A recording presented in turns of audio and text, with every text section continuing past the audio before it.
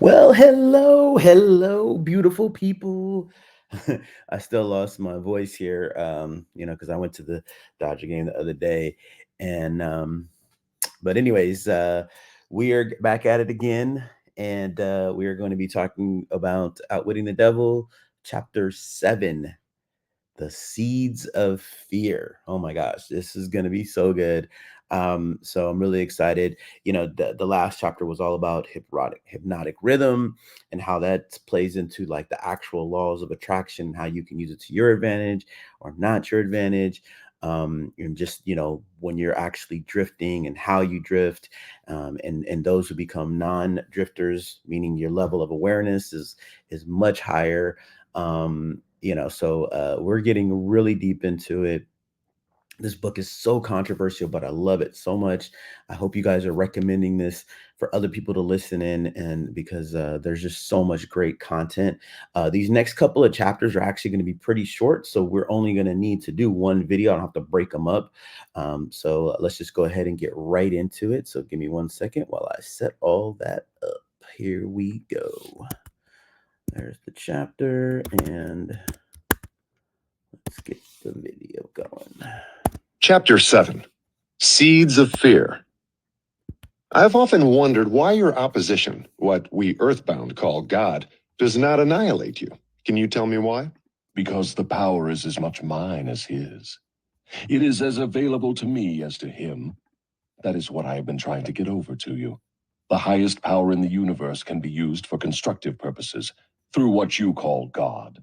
Or it can be used for negative purposes, through what you call the devil. And something more important still, it can be used by any human being just as effectively as by God or the devil. You make a far-reaching claim. Can you prove your claim? Yes, but it would be better if you proved it for yourself. The devil's word is not worth much among your earthbound sinners. Neither is God's word. You fear the devil and refuse to trust your God. Therefore, you have but one source available through which you may appropriate the benefits of universal power, and that is by trusting and using your own power of thought. This is the direct road to the universal storehouse of infinite intelligence. There is no other road available to any human being. Why have we earthbound not found the road to infinite intelligence sooner? Because I have intercepted you and led you off the path by planting in your minds thoughts which destroy your power to use your minds constructively.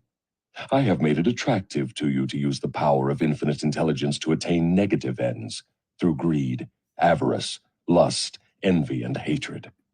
Remember, your mind attracts that which your mind dwells upon. To divert you away from my opposition, I had only to feed you on thoughts helpful to my cause. If I understand what you're saying, you're admitting that no human being need fear the devil or worry about how to flatter God. That is it precisely. This admission may put a crimp in my style, but I have the satisfaction of knowing it may also slow down my opposition by sending people direct to the source of all power. Here, as in some other points during the dialogue, Hill gets explicitly theological. Using the devil as a foil and letting words come out of the mouth of the symbol of evil, Napoleon Hill can lay out his thoughts and feelings about God, infinite intelligence, as the ultimate source for his overall philosophy of success. In other words, if you cannot control people through negative bribes or fear, then you wish to kick over the entire apple cart and show people how to go around God. Are you by any chance in politics too? Your technique seems frightfully familiar. Am I in politics? If I am not in politics, who do you believe starts depressions and forces people into wars? Surely you would not lay this at the door of my opposition. As I have already told you, I have allies in all walks of life to help me in connection with all human relationships. Why don't you take over the churches and use them outright in your cause? Do you think I am a fool? Who would keep alive the fear of the devil if I subdued the churches? Who would serve as a decoy to attract the attention of people while I manipulate their minds if I did not have some agency through which to sow the seeds of fear and doubt? The cleverest thing I do is to use the allies of my opposition to keep the fear of hell burning in the minds of people. As long as people fear something, no matter what, I will keep a grip on them. Wow. I'm beginning to see your scheme. You use the churches to plant the seed of fear and uncertainty and indefiniteness in the minds of people. These negative states of mind cause people to form the habit of drifting. This habit crystallizes into permanency through the law of hypnotic rhythm. Then the victim is helpless to help himself. Is that right? Hypnotic rhythm, then, is something to be watched and respected. A better way of stating the truth is that hypnotic rhythm is something to be studied, understood, and voluntarily applied to attain definite desired ends. If the force of hypnotic rhythm is not voluntarily applied to attain definite ends, may it be a great danger? Yes, and for the reason that it operates automatically. If it is not consciously applied to attain a desired end, it can, and it will, operate to attain undesired ends. Take the simple illustration of climate, for example. Anyone can see and understand that nature forces every living thing and every element of matter to adjust itself to her climates. In the tropics, she creates trees which bear fruit and reproduce themselves. She forces the trees to adjust themselves to her scorching sun. She forces them to put out leaves suitable for protection against the rays of the sun. These same trees could not survive if removed to the Arctic regions, where nature has established an entirely different climate. In the colder climate, she creates trees which are adjusted to survive and to reproduce themselves, but they could not survive if transplanted in the tropical regions. In the same manner, nature clothes her animals, giving to those in each different climate a covering suited to their comfort and survival in that climate.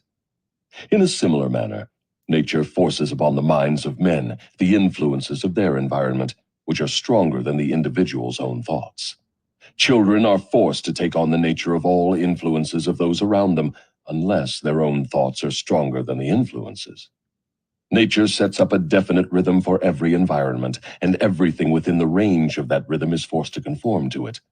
Man alone has the power to establish his own rhythm of thought, providing he exercises this privilege before hypnotic rhythm has forced upon him the influences of his environment. Every home, every place of business, every town and village, and every street and community center has its own definite, discernible rhythm. If you wish to know what a difference there is in the rhythms of streets, take a walk up Fifth Avenue in New York, and then down a street in the slums. All forms of rhythm become permanent with time. Wow. Does each individual have his own rhythm of thought? Yes, that is precisely the major difference between individuals.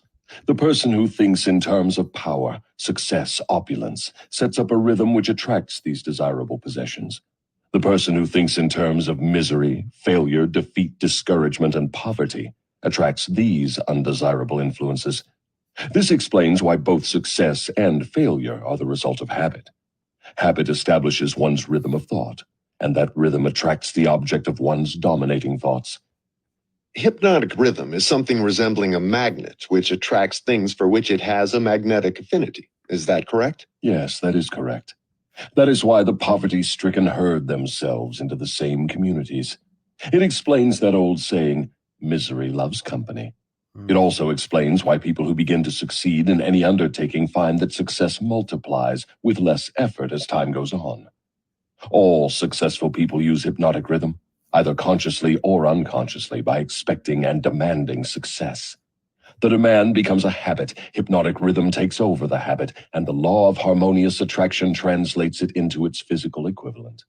In other words, if I know what I want from life, demand it, and back my demand by a willingness to pay life's price for what I want, and refuse to accept any substitutes, the law of hypnotic rhythm takes over my desire and helps, by natural and logical means, to transmute it into its physical counterpart. Is that true? That describes the way the law works.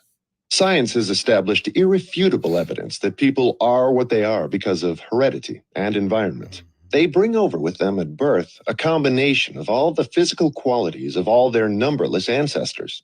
After they arrive here, they reach the age of self-consciousness, and from there on, they shape their own personalities and more or less fix their own earthly destinations as the result of the environmental influences to which they are subjected, especially the influences which control them during early childhood. These two facts have been so well established, there's no room for any intelligent person to question them. How can hypnotic rhythm change the nature of a physical body, which is a combination of thousands of ancestors who have lived and died before one is born? How can hypnotic rhythm change the influence of one's environment? People who are born in poverty and ignorance have a strong tendency to remain poverty-stricken and ignorant all through life. What, if anything, can hypnotic rhythm do about this? Hypnotic rhythm cannot change the nature of the physical body one inherits at birth, but it can and it does modify change, control, and make permanent one's environmental influences. If I understand what you mean, a human being is forced by nature to take on and become a part of the environment he chooses, or the environment that may be forced upon him? That is correct. But there are ways and means by which an individual may resist the influences of an environment he does not wish to accept, and also a method of procedure by which one may reverse the application of hypnotic rhythm from negative to positive ends.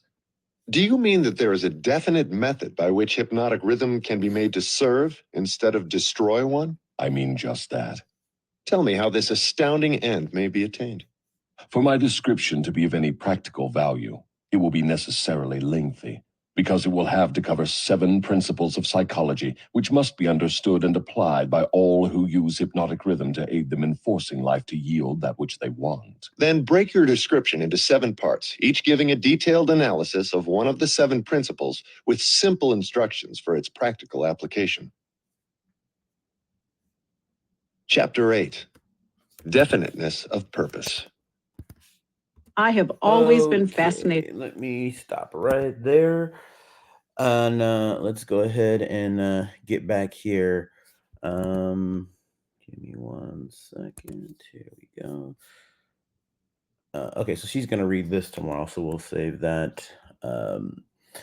Actually, I'll read it now, because this part right here, I think, is still relevant for this chapter. I don't know why they brought it into the next chapter, but I've always been fascinated with how Hill's mind works. After building a case for impeding doom, he now reveals a lifeline for anyone seeking success. This is a critical turning point as you read further with his 7 principles capture your imagination as they did mine.